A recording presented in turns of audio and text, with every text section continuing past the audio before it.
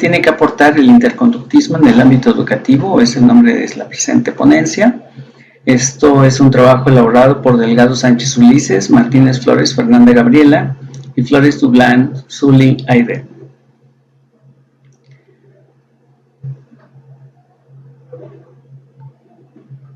Con base en los postulados del interconductismo, todos los eventos que ocurren en la naturaleza pueden conceptualizarse como interacciones continuas entre objetos y eventos. A partir de la complejidad de los factores participantes en cada clase de interacción, se identifican los diferentes niveles cualitativos de organización del orden natural, y a partir de ello se define y delimita cada ciencia individual.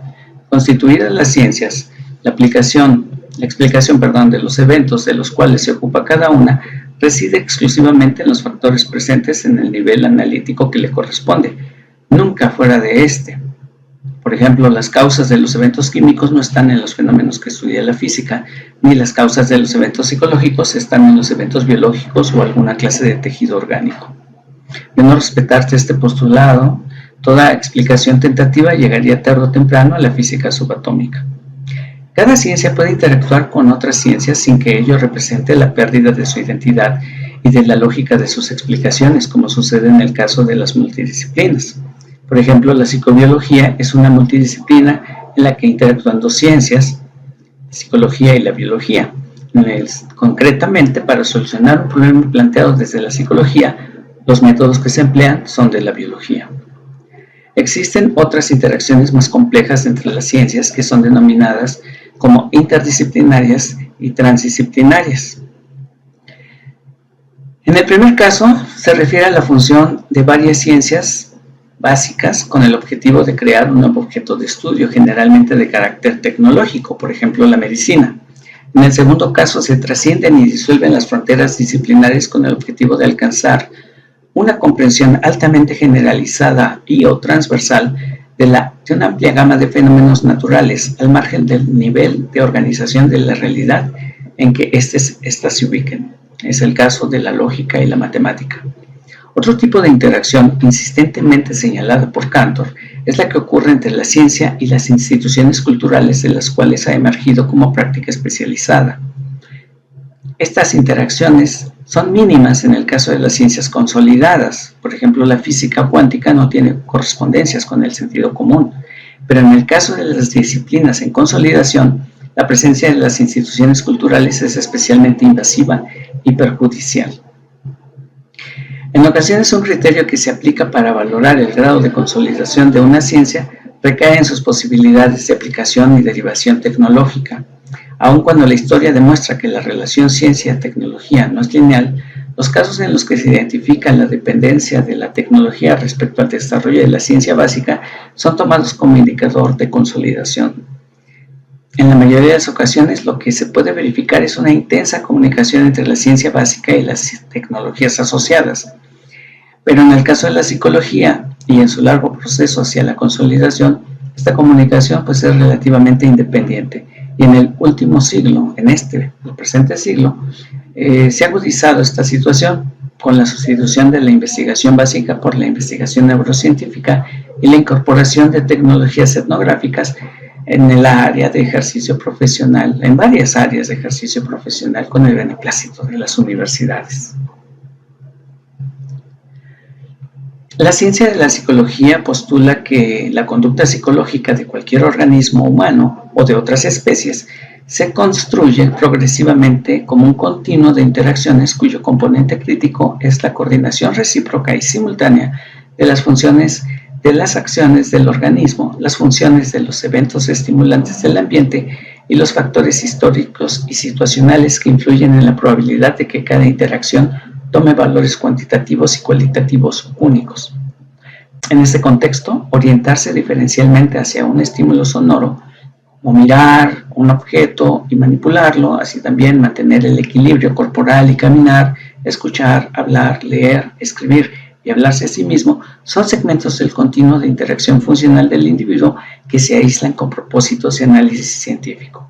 Cada segmento de interacción funcional actual mantiene continuidad histórica con las interacciones previas del individuo, por lo que si la interacción actual tiene una amplia historia de interacciones directas e indirectas, la interacción del individuo frente a los eventos de estímulo y los factores situacionales actuales será considerablemente más especializada, flexible, ajustable que cualquier otro tipo de respuesta posible.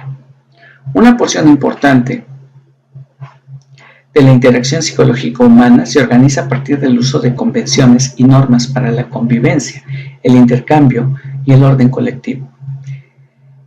Esto es que, a medida que el individuo transita a lo largo de su vida por diferentes instituciones que conforman la sociedad y la cultura, también transita por diferentes dominios del lenguaje, adquiriendo una competencia lingüística con amplitud y diversidad proporcional a la variedad de instituciones con las que se relaciona histórica y cotidianamente. Es especialmente relevante destacar que desde este planteamiento el desarrollo de la funcionalidad del comportamiento humano ocurre en buena medida en su transitar por las instituciones educativas. Por tal motivo, el análisis sistemático de los desarrollos tecnológicos de la psicología puede resultar especialmente relevante para el diseño de situaciones de enseñanza que garanticen el aprendizaje. Consecuentemente, la colaboración multidisciplinar es la vía a seguir en este caso.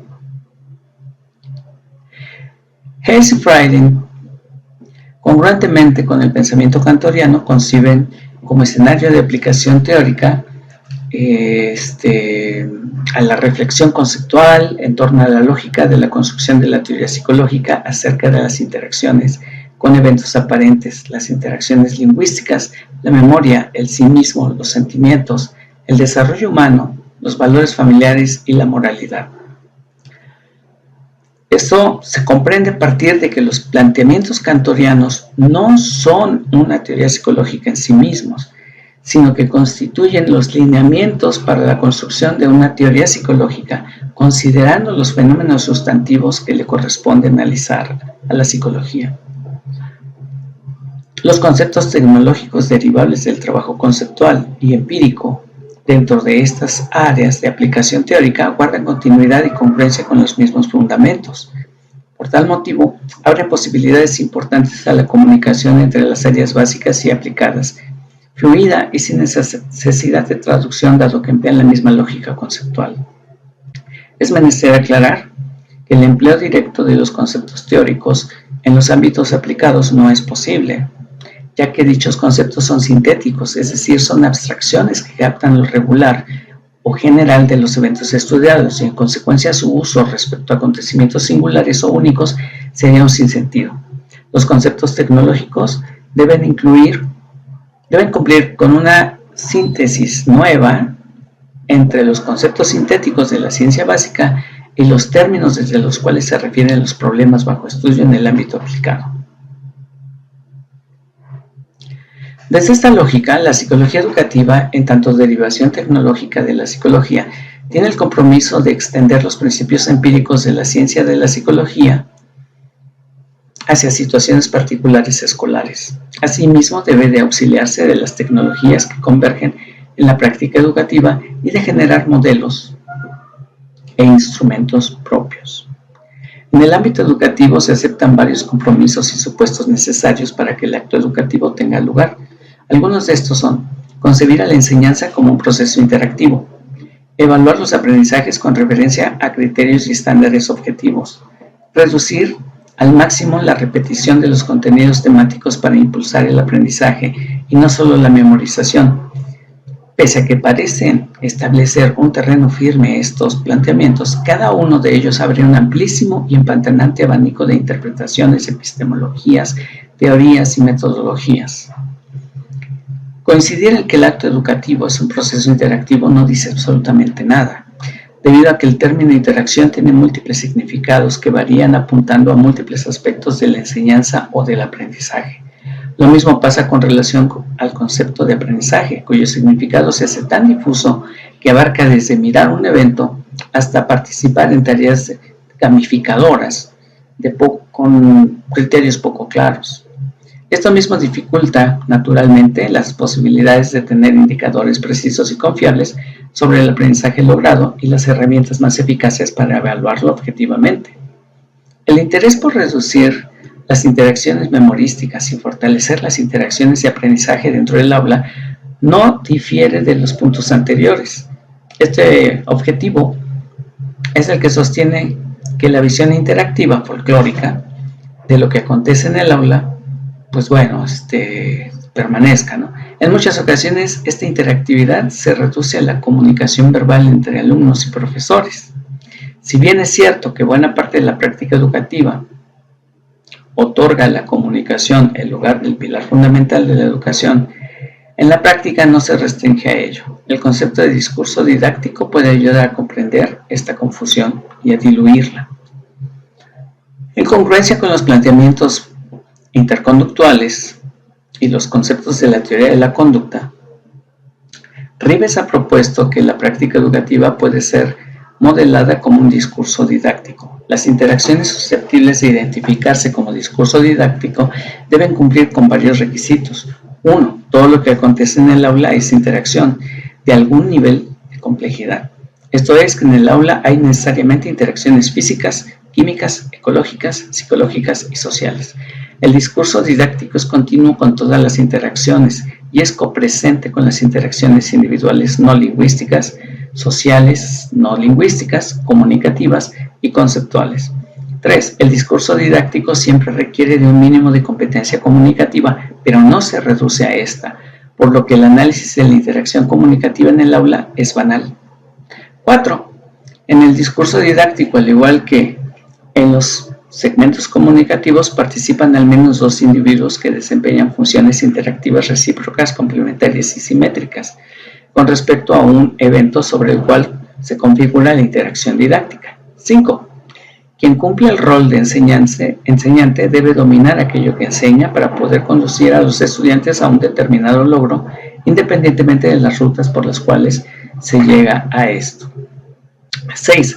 El aprendiz debe ser sensible a las consecuencias de las acciones de aprendizaje, a fin de que se pueda establecer un sistema motivacional que lo lleve a perseguir mayores resultados, lo cual incluye explorar estrategias que le permitan autoenseñarse nuevas competencias.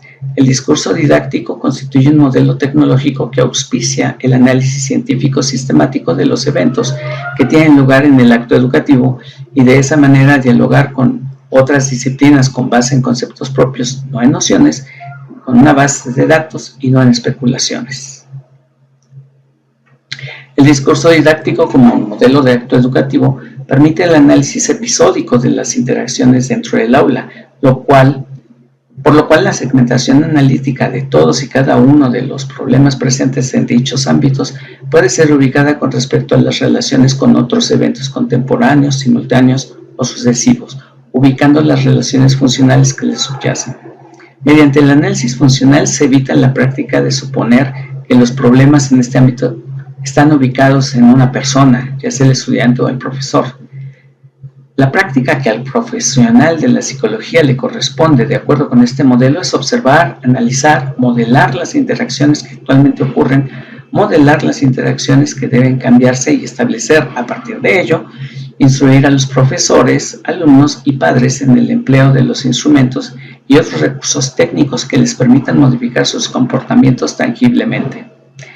Al hacer esto, como se indica, los usuarios perciben que tienen el control de los problemas reportados, haciendo más probable que se adhieran a las indicaciones, evitando que ello se traduzca en una dependencia innecesaria hacia el profesional.